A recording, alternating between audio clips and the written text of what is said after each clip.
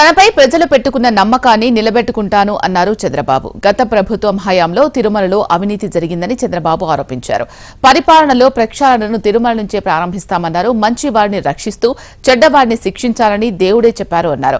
నేటి నుంచి ఏపీలో ప్రజాపాలన మొదలైంది అన్నారు.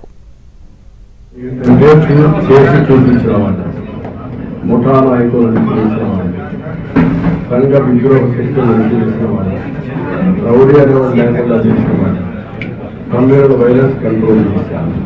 తీవ్రవాదుల పోరాటం ప్రాణాలు ఇచ్చుకున్నాను. అదే మరి రాజకీయ ముసుగులో లేదా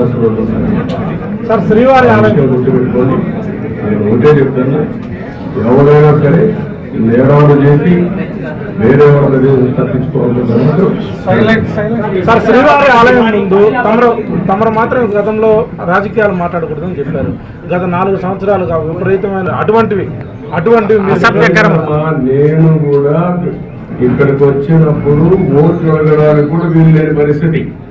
ఎలక్షన్ అప్పుడు కడపప్పుడు నేను ఎప్పుడు రాజకీయం చేయలేదు. అలాంటివన్నీ చూసాం. అది ఒక పీడకలగా మిగిలిపోవాలని కోరుకుంటున్నాను. మీరు మాట్లాడిగారు కాబట్టి చెప్పాను, నేను అది కూడా చెప్పదలుచుకోలేదు. ఎవరైనా సరే నేరస్తులు నేరం వేరే వాళ్ళపైన వేయడానికి ముందుగానే ఎల్బీ క్రియేట్ చేయడం, అలాంటి మాత్రం నా దగ్గర జరగవు. Be clear.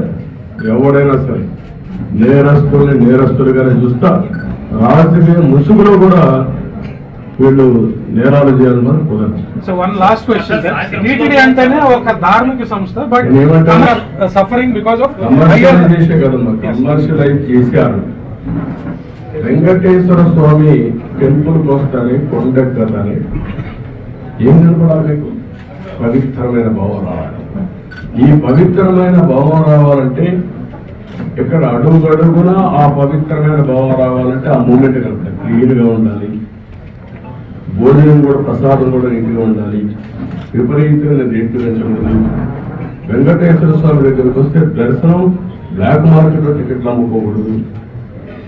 ఒకప్పుడు మీరు గుర్తుపెట్టుకోవాలి, ఇక్కడికి వస్తే ఎంత క్లీన్గా పరిశుభ్రాలు ఉండేదో చూశారు.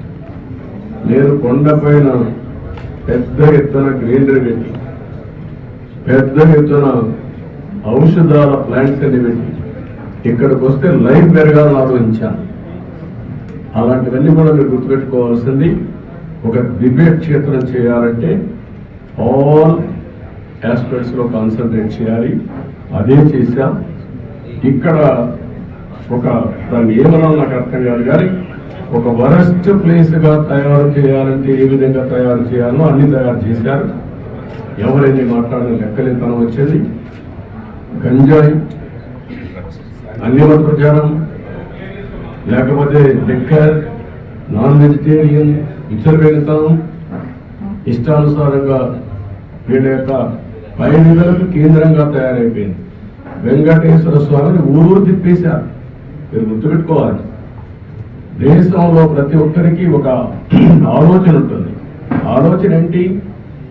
వెంకటేశ్వర స్వామి అంటే ఒక పవిత్రమైన భావం, దేవుని కృప కావాలి. అలాంటిది పెళ్ళిళ్ళు జరిగినా, పేరెంటాలు జరిగినా వెంకటేశ్వర స్వామి తీసుకుపోయి పైరులు చేసుకోవడం ఎక్కడిది? విన్నారా ఎప్పుడన్నా? పట్టింది అంటే వెంకటేశ్వర స్వామిని మీ స్వార్థం కోసం అమ్మతారా? ఇష్టానుసారంగా పదవులు ఇచ్చుకుంటారా? పదవులు ఇచ్చేది ఎందుకు? ఆ పదవి ఇచ్చి ఆ పదవి ద్వారా మీ యొక్క కోర్టు కేసులు పనులు చేసుకోవడానికి. ఎక్కడికి పోయారు మీరు? ఏమయ్యారు మీరు? అంటే వెంకటేశ్వర స్వామి, నేను ఎన్నోసార్లు చెప్పాను, గుర్తుపెట్టుకోవాలి. రెండవసారి వేరే దేవుళ్ళు నెక్స్ట్ జన్మలో మీ మీద పనిష్మెంట్ ఇస్తారు, కానీ వెంకటేశ్వర స్వామిని చూసా ఎవరైనా వెంకటేశ్వర స్వామికి అపచారం చేసిన వారు, తలపెట్టిన వారు ఈ జన్మలోనే పనిష్మెంట్ తీసుకుంటారు.